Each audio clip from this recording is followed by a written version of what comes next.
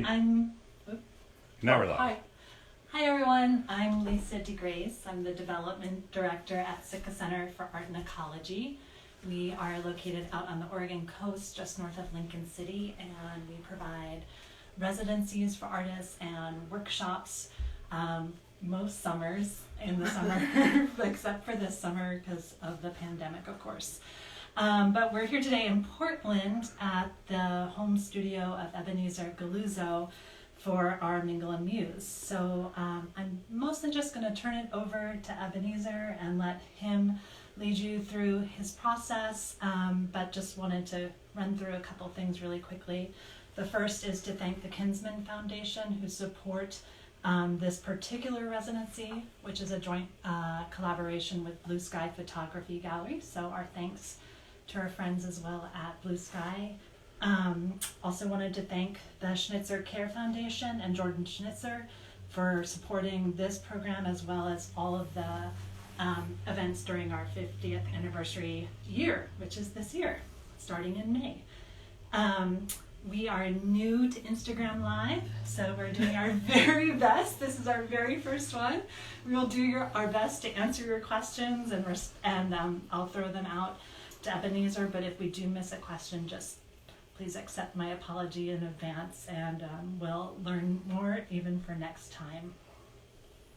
So just in terms of Ebenezer's work, I was on the jury that helped to select Ebenezer as part of the Blue Sky Sitka Center residency, and I know that this phrase that was written in his proposal was really meaningful to us, which was, what would it be like to have the water, the trees, and the earth be the central mirrors in which we look to see ourselves?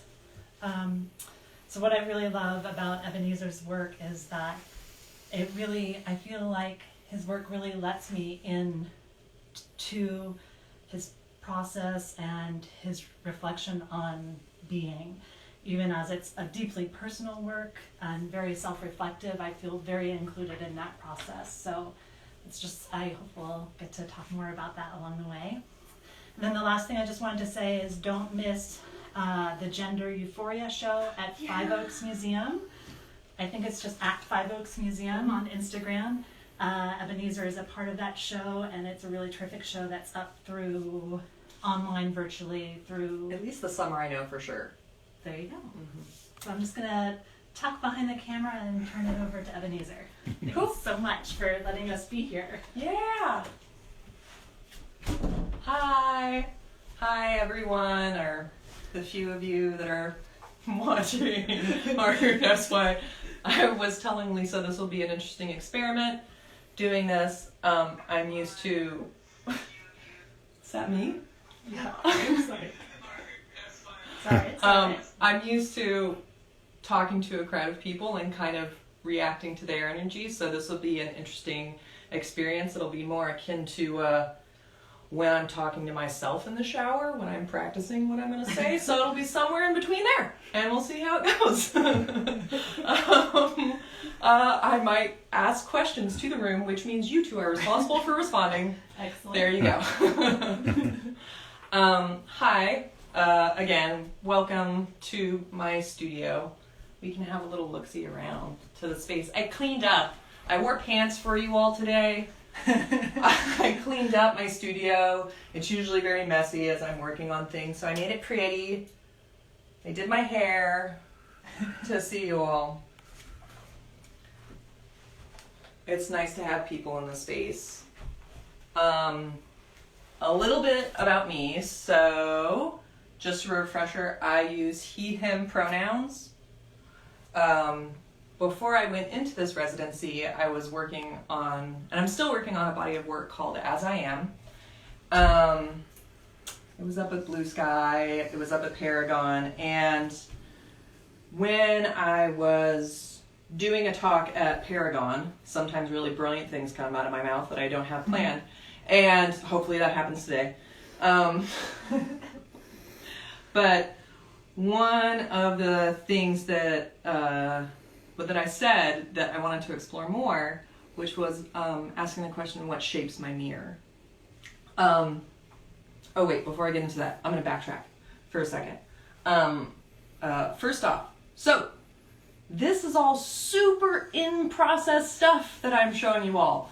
I'm really used to like working solitary, only my family gets to see it and maybe a choice friends, and then eventually when it's like all nailed down just the way I like it, I show it to people. So this is a other different experiment of I'm still playing with shapes and croppings and color, tints and everything. So this will be an interesting experiment for you all to get a peek into all the like hop, skips, and jumps of images that lead me sometimes to a final image and whatnot. It's really a studio process moment.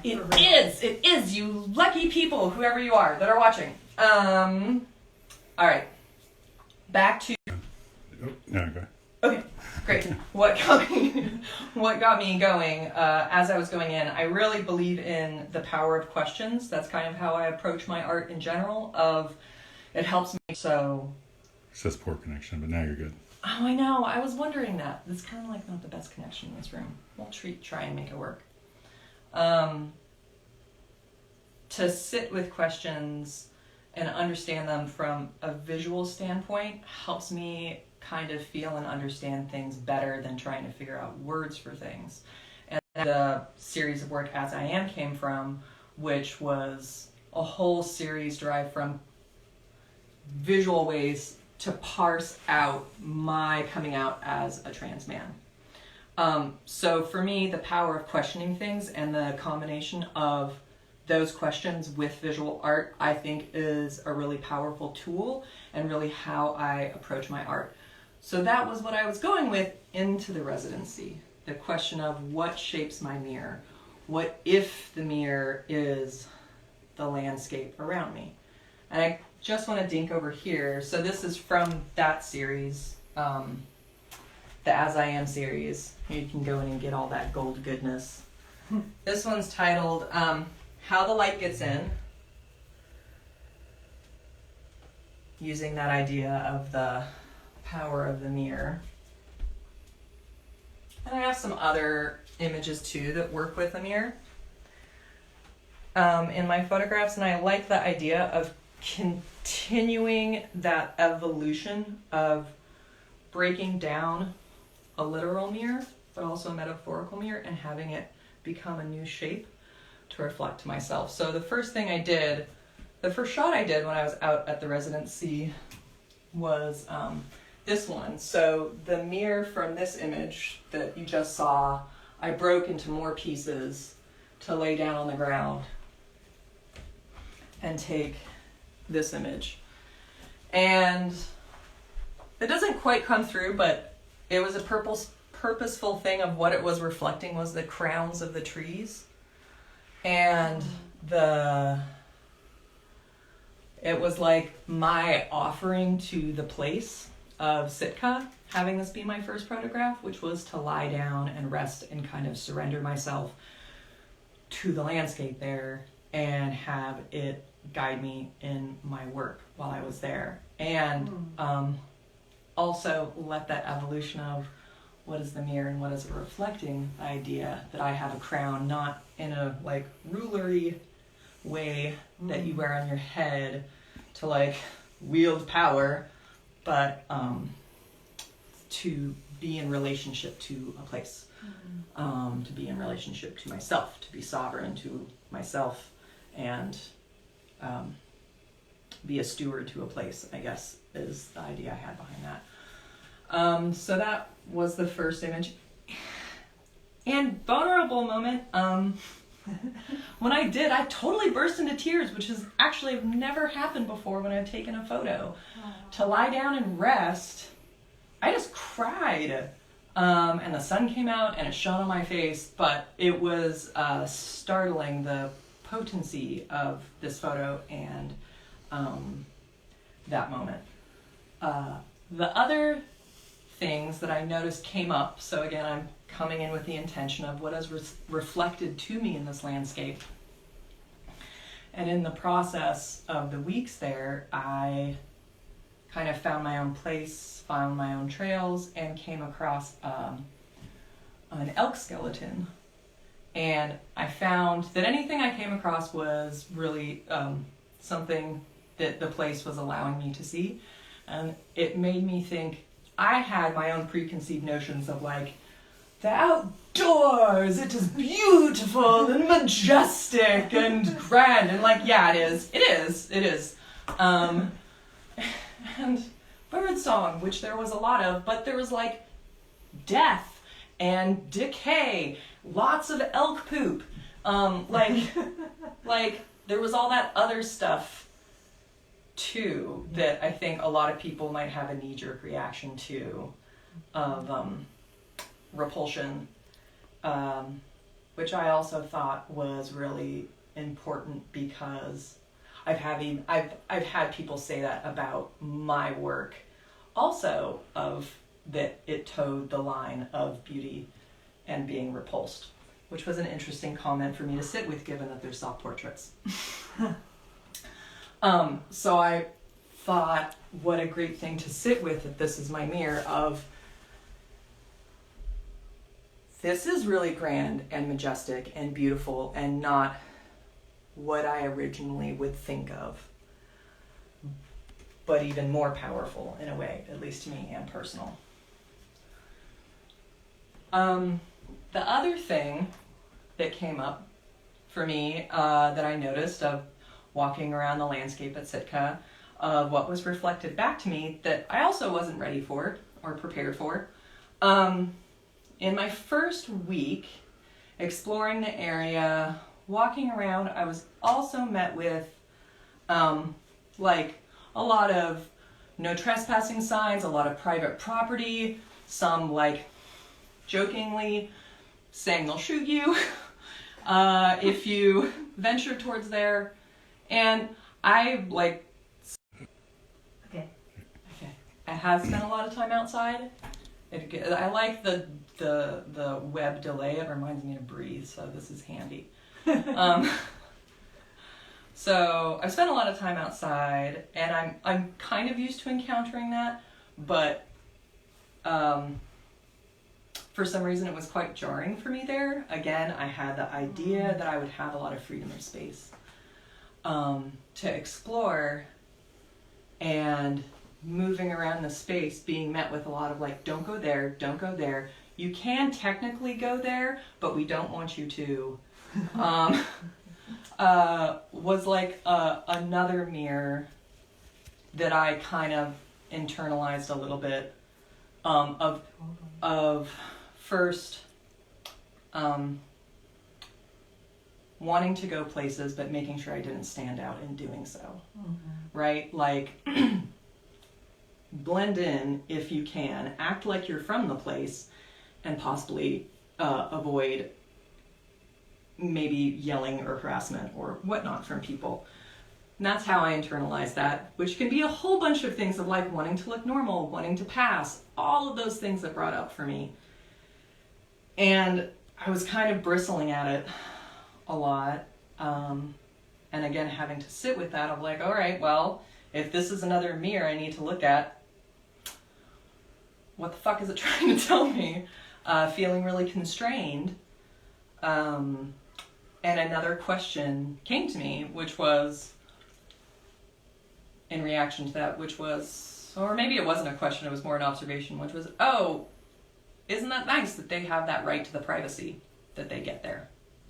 Now, I also want to say, I have lived my whole life in the suburbs or a city. I have no idea what it is to live rurally or have a second home rurally and like what that entails, all right? So this is my perspective.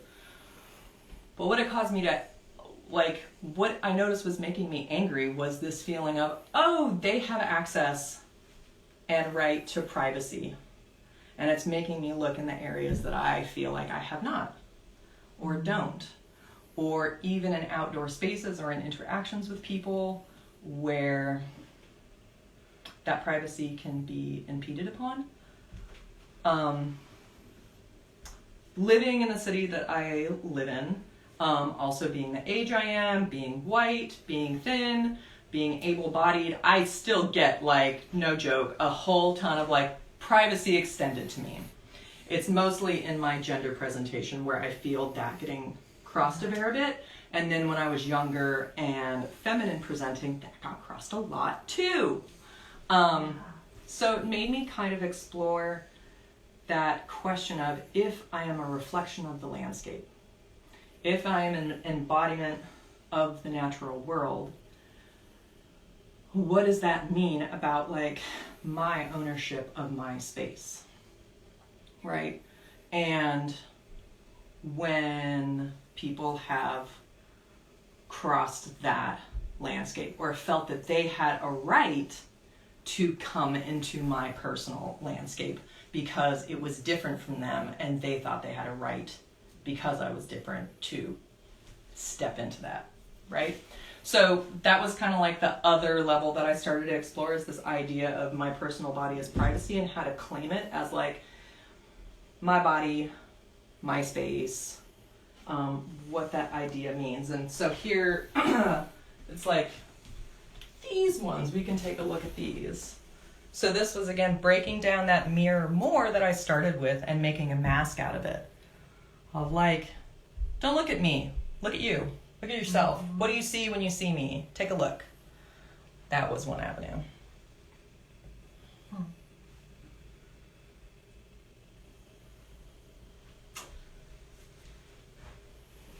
Do you have a question, Lisa? Do you feel? I feel one burning in you. Well, I was just going to comment that there's a Lakota tradition that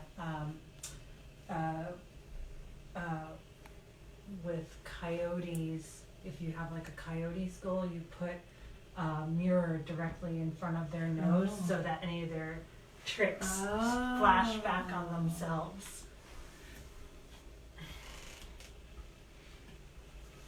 So just thinking about that mirror, Yeah.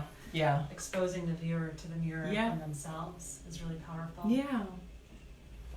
And this one was a different one of like turning away from a mirror and then looking towards something else. This one and even that falling away.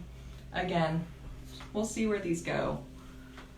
But it was the idea of like covering myself up while at the same time having it be a part of the world I was in.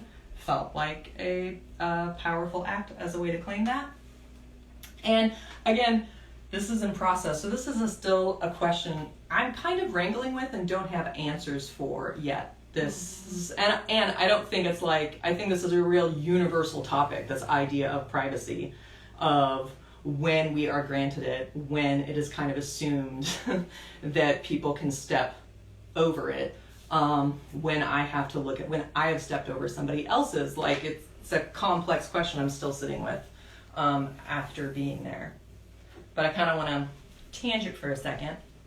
Because another thing that came up was humor. It's come up as a question in my talks and then when I've talked to people individually, which was, I've had people say when looking at my work that they so appreciate my use of humor in my work because it's like it's a great entry point to talk about the subjects. And I just have a little bit of a mixed feeling bag around that. I don't really believe in like somber seriousness with art. And Okay. breath. And I think often when the lines in the binary world that we live in come together, it's often used as a joke in media. I don't know why. Or maybe I do know. Actually, no, I do have an idea why. I think to make fun of something and to see it as a joke is a way to make it inferior and seem less than, rather than recognizing the power that it actually is. Yeah. Thank you, Lisa, for being my auditory response person in the crowd. Right? So here, I'm going to bring over images. Hold on. So like this is a one. And this is also, I'm not saying this to like shame anybody of like you had the wrong reaction to the work. That's not what I'm saying. A thing that I often ask when I'm giving talks, which I totally forgot to do because I'm not in front of a group, is notice your reactions. Whether they're confused or angry or elated or funny or whatnot, notice that, right? And then, again, the power of the question, ask yourself, why? I wonder why. Why is, this is one of the ones that people have told me is humorous, right? And I come from a different perspective. To me, this is hot as fuck, personally. That's how I felt taking it. That's how I feel when I look at it. Hot shit. Are you nodding with the camera? It won't let me. Here, let's bring another one. This one is another one that is like classic from that series that people find funny. I mean, and it's a little tongue-in-cheek, but again, I have to go, so again, why? What's the line of enmeshing things that we perceive as masculine and feminine, and when does it become funny? Because again, when I made these, I was like, it wasn't necessarily funny, I was just like, these are fucking awesome, right? Like, not hilarious, then it's again, it doesn't read to me as funny when I'm making it. I make stuff that makes me feel really powerful and elated, right? So I got in a talk to one of the other residents, and they were fabulous, and we had a great conversation, and talking about what is it, because it's a particular spot of feeling like I'm also getting laughed at, rather than knowing if we're all in on something humorous. And like I said, I still don't know how I feel about it. So what I did there was also try and go, okay, fine, let's roll with this.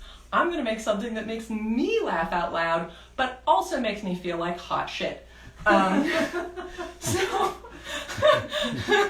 which apparently is as many like double entendres for sexual anatomy as I can muster. So here's this one. You might have already gotten this one with the skunk cabbage, which I'm just like, so hot. Yeah, it's awesome. Which literally they are. I found out at Sitka. Shoot, I can't remember who told me, but this is a signal of spring, the first flower of spring, because there's actual sulfur in the skunk cabbage underground, and that's what gives it the heat to like rise up and be its awesome like phallic spadix self. Fun fact also, a spadix is when it's neither the pistil or the stamen, it's both.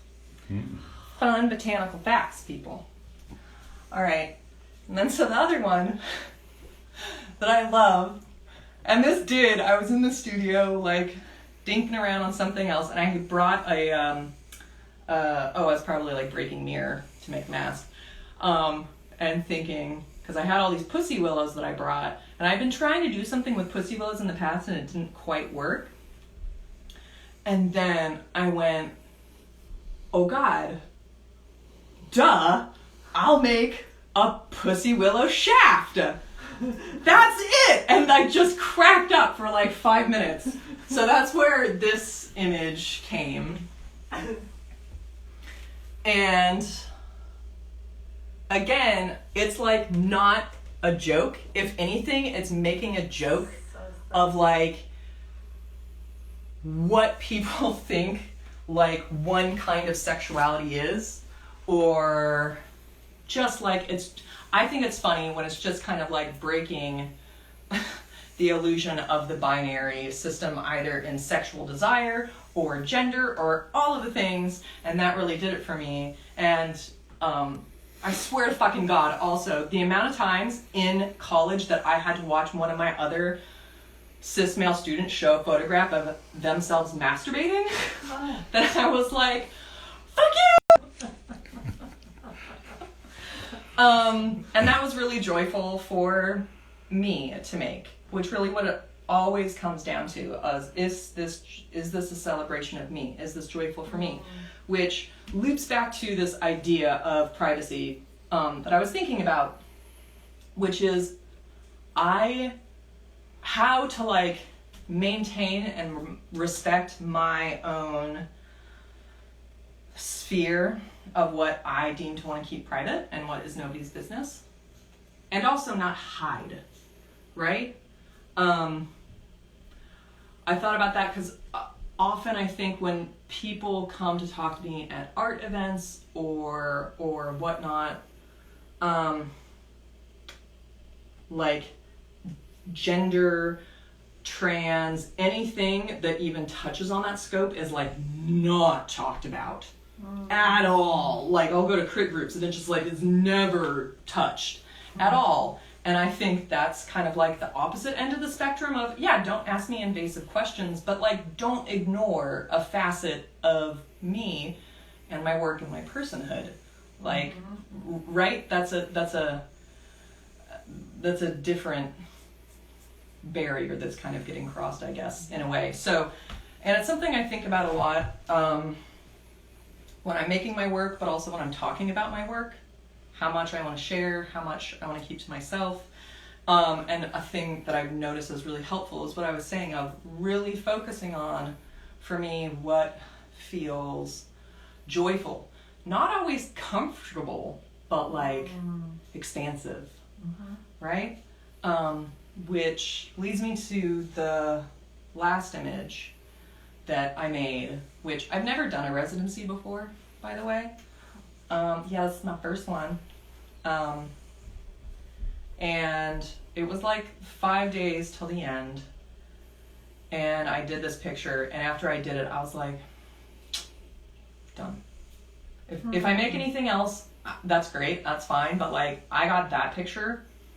Anything else is just cherry, because that was like the thing I needed to do here. So we'll go over and look at this one. So this picture was looking at, again, mixing those blends of postures, poses that I feel like are iconically meant for, like, God, I don't even know how to say this, quote unquote, like femme bodies, I guess, you know, and broadening, like religious icon, right, of like broadening that idea of me being able to hold that, right, in all my forms, being in the water, being fluid. But it was a big key thing of all, up until then I had some help, but again, wanting to really preserve my space in order to feel comfortable. I went back to doing a lot of like tripod shoots and running back and forth. Whereas my husband, John, usually helps me a lot when I'm at home taking photos. And it makes things go a lot faster, but having that security of somebody I love and trust who really knows me and sees me is a really wonderful presence to have when taking these photos. So this was a different thing of knowing I wanted to take this photograph. Nicola is like so wonderful. She took it upon herself to reach out to me to say, hey, this was huge actually, to say, hey, I realize I know your work, that you might be wanting to find places that feel safe and private, right? Here are places that I know because I live here, and invited me and gave me options. Like that in itself was huge to have that consideration. Then talking to her, taking me to the local sex shop to get the packer because I left mine at home, right? Doing all those things, but like still with somebody that I had known for 2 weeks, coming to be a part and taking a picture of, for me, something that felt like the ultimate of personal seeing me and that self, where really it's only me and my husband that gets to see me like this. And Holly, who gets to see this picture. But you know what I mean when you're taking it. And I was getting really, really nervous as we were leading up to the shoot.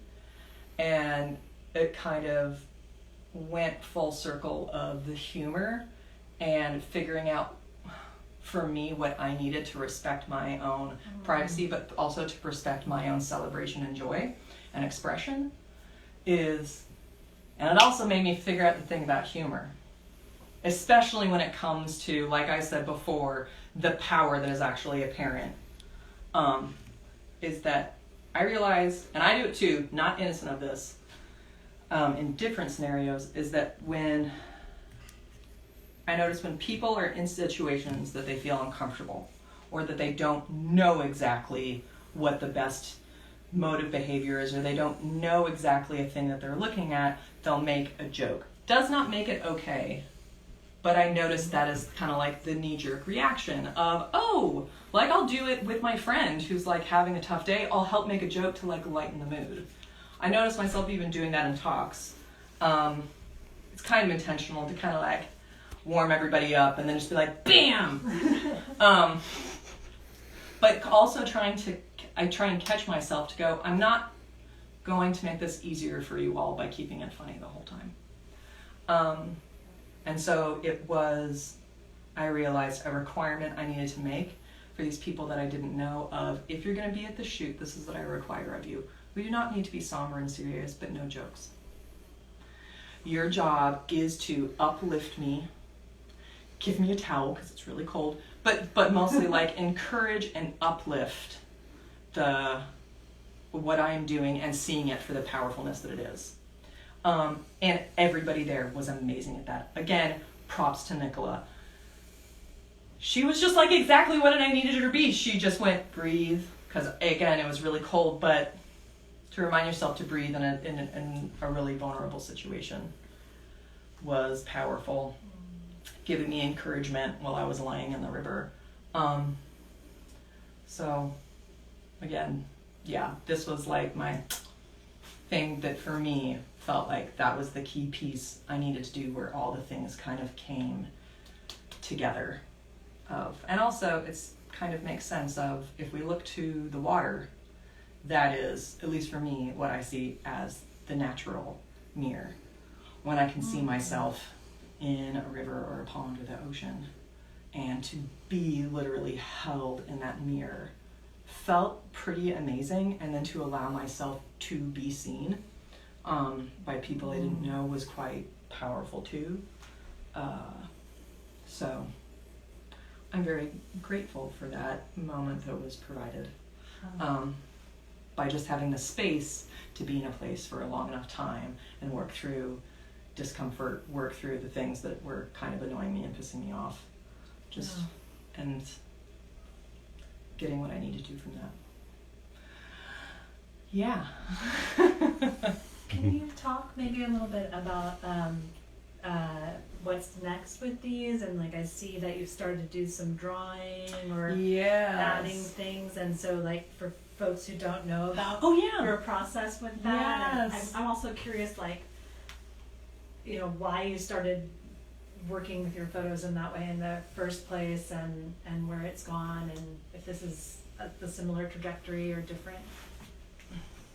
For y'all to hear that, Lisa asked to talk a little bit about what I'm going to do with the photos now that they're printed, because a good chunk of the ones from the As I Am, and some of these are going to be a part of that series, I add on to the photos as kind of a way to bless them, as a way to give exaltation and celebration to them. Sometimes some photos I have a really hard time looking at, and so to add gold leaf, to add gold paper, feels like a way to go, to shift, I think I've said in the past, from something that was hard for me to look at to something I can't help but look at, right? To try and counter a shameful narrative into a celebratory narrative, or even, if I want to be really audacious, to a divine narrative. So, like, you have that with the halo here. I'm like, this one's golden. I ain't doing anything to that. It's fabulous. But I like the echo of that halo with these two together. And each one is different, so I particularly use the red here because for me, red is like blood, and to be like, I am a person who dies and has bones and the power of my blood. So every once in a while, I'll use that. I like these little bits here. Again, I'm trying to figure out the paper with sheen and stuff like that for this overlay. But, here, I'll bring this. I use in past images, if you'll look, I've used the Venn diagram, right? That shape. And so I've kind of abstracted it more to kind of make this gate into certain images, into that one. Is this one yours? Oh yeah. So like, here's an example for people who don't know of like in the past how I've used that shape in a larger scale. And then for me, the relationship between this one and the Pussy Willow Exactly. is brilliant. Right? Yeah. You see it, you're connecting the dots, you're getting it. Gold star for you, not that there is a right answer to look at art. So I'm still experimenting. Like here, you'll get a little look. So I have like this one, but then I also have this version of like, what about that? What about this? I use like 2 different images for that one, right? So it's nothing that you know when you're making the print, or when you're taking the photo. You don't usually know in your mind that. No. Interesting. No. And it's also how I relate. So like this one, I'm a little like, I love this with my whole being. It's divine in and of itself. I don't need any extras on that one. Yeah. For me.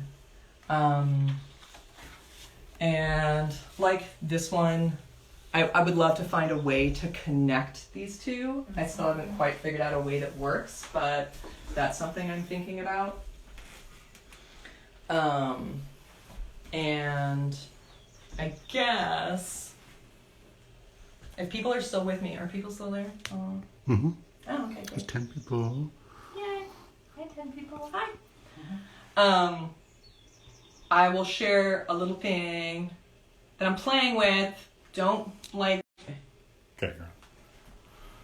but something I'm experimenting with because, like, hello, pandemic. And also asking myself of like, I don't know when things are going to be open for people to see the work. Because of the embellishments and things like that, I think it's different being able to see things in person versus online. It's also a thing I've always kind of like tried to figure out a way to have my art accessible to everybody and affordable to everybody in some way. That's really important to me. I think everybody has a right to art that inspires them.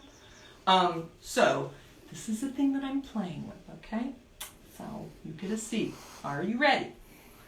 I'm asking a rhetorical question to the who knows. Thanks, Lisa. The book, yes. Okay, Or all right.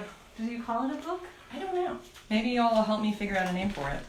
That was my reaction to this question. Right?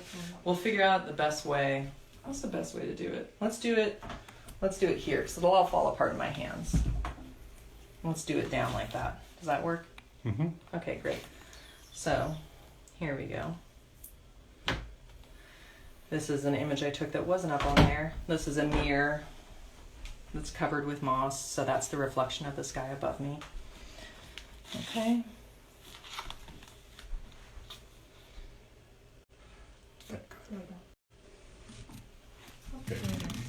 Okay.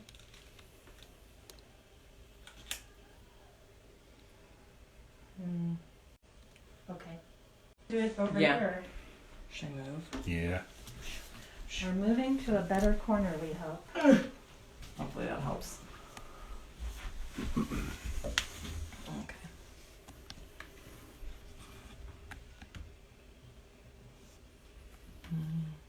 I'll leave this one.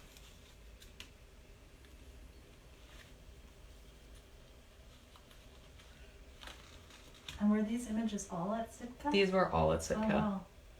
Yeah. So it felt like another way to get all the other things, images that I felt were strong and powerful and maybe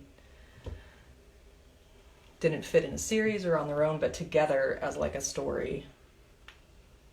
I talked to my friend Brittany and she talked about it as like a map of place. For me, it also felt like a powerful thing of looking at all the facets of myself, right? And for me, what transition for me feels like what my transition is, right? Okay. Oh, now I'm going to do this. Such a nice detail here. Love that. There.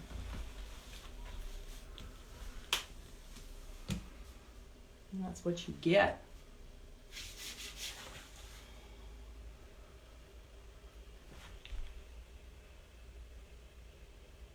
That just brings me right back to what you talked about at the beginning, and what you wrote about in your application. Yeah.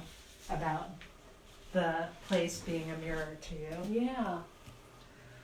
I mean, that is a really, to me, a full circle interpretation.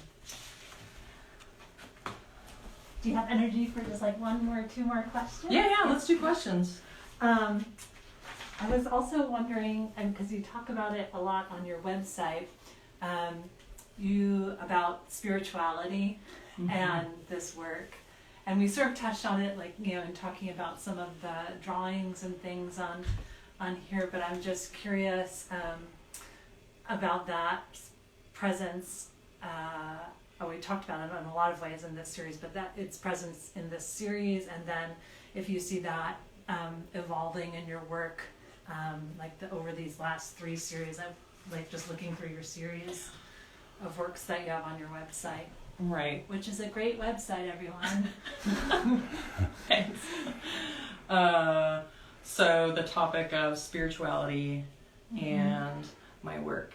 Yeah, well, I feel like it's a constant underlayer, and not an underlayer, overlayer, all layers, current in my work of, at least for as I am seeking to see myself as a reflection of the divine, and I find the divine in the world around me, so they kind of go hand in hand, and that extends out to every other being, that every other being is an extension of and reflection of the divine. So kind of constantly finding that out, and in ways that kind of go against what I have been taught the divine looks like, right? Also, right? So in a lot of ways, in relation to gender as well. It's in a relation to gender, in a relation to the idea of beauty, in the relation to of a lot of things of what we have been told is a representation of divinity. But yes, I mean, like this is not one of my artwork, but if you just want to see what my studio is like, here is something I made for myself, which is pictures way back when of a Mary statue in Ireland, where I wanted to go, yeah, you're the gender more being I pray to. Right? And same with this one. I put a lovely beard on my Mary, a gold beard on my Mary statue. Backlit.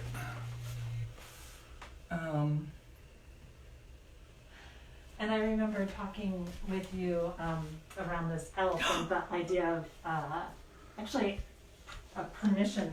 I don't know if that's the right word, but like talking with the elk about being in the photo. Yeah, asking, right?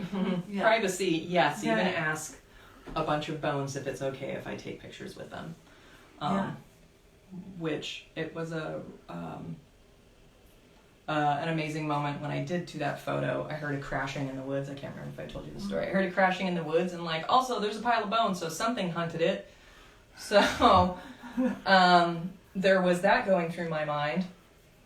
Too loud to be a cougar, but I was just, nerve-wracked, and then got up, nakedly pranced. I did not prance, but went through the woods to go see what was going on, and it was the herd of elk that roams Sitka, and I found it another way of them kind of giving me their blessing to take this photo by them showing up. And it was the other thing that was amazing was a different way to engage with the world of what it is to respect another being's space, of like witness it, see it, say hello. I kind of started a little thing for myself of whenever I saw the elk or the deer, I would bow to give homage. And then I swear I didn't make this up, but like on my last week, the deer like bobbed its head back to me. I might have been making that up, but I took it. I was like, oh my God, we have a mutual exchange. Thanks.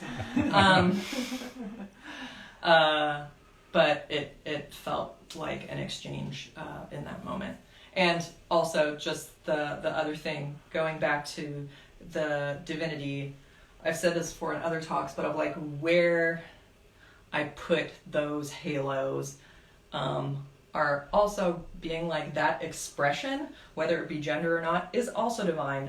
That sexual expression, or like, you know, the divine is in my whole body, not just my connection to the heavens and etherealness or whatever, of like it is in me, and it is in my sexual expression, and it is in my ecstasy, and it is even in my hardships and all of that, like finding the multitude of ways that it expresses itself, rather than I feel like sometimes the narrow way that I see it in like, you know, more Christian Catholic ways of telling. Yeah. Any other questions? Steven's looking sideways at the camera to see if there's a question on the Instagram live. I don't know. I was just gonna ask, maybe as a, I don't know if this has to be a final question, but just sort of like, where do you go from here? Like, so the work, you know, made this interesting turn at this residency, and then, and it's already been turning over years, so and obviously you don't have to know the answer because you already made a face. But just sort of, and how do you pay attention to that? How do you pay attention to knowing where it's going? Yeah. Well, I don't know exactly. I had ideas when I was back that I would start being like, that was really wonderful. I've done a lot of self-introspection and self-portraits. I'm ready to do some collaboration. Now I'm like, I don't know how that'll work. So... Well, especially with the pandemic. Especially with the pandemic. So I think the part of me that wants to be like a responsible, I should do this as an artist and keep up with the mechanism, I guess, of the art industry. Feels like I had plans to should find various places to show the body of work, add some of those new things in there, all that kind of stuff. And whenever I'm at a place where I'm kind of like, I don't know, I have to listen to myself to not push through and either be super productive or push it to go into places, which I don't know, maybe I'm shooting myself in the foot for my art career, but I think it's important to listen to it, not get stuck there. Notice when I'm stuck, but give myself those pauses. And trust that the right moments to figure out where the next couple paths or steps are will present themselves. So I like the idea of somehow making this a thing for people like the book to be available. We'll see. It's still in its very, very, very beginning stages. Yeah, it's a big question mark. I think the biggest other question mark for me is how to engage and also give back to the other queer, trans, gender non-conforming, everything community and uplift all the other voices is a question that I'm sitting with a lot with myself right now too. Was there another piece of that question? No, I was actually just going to add that I meant to say in my introductory remarks that one of the things that I appreciate about you and your work is the way in which you're one of those people that I feel like I always see out. You're one of the people that I always sort of wish to be, where there's an opening and you're there supporting, you know, someone announces some good news on Instagram and you're there like saying, yes, that's great. And so it's really interesting to hear you say that's something you want to work towards, because I feel like that's something that's already such clearly a part of who you are. So I'm like, wow, if you like now you're gonna like actively do that, that's gonna be Oh yeah, I'm happy to hear that. fantabulous for the universe. So yeah. Someone would ask about your website, IG. Oh yeah. Thank you, person, for Yes. asking practical questions. I don't know if we can put it up there, but it's EbenezerGalluzzo.com. EbenezerGalluzzo.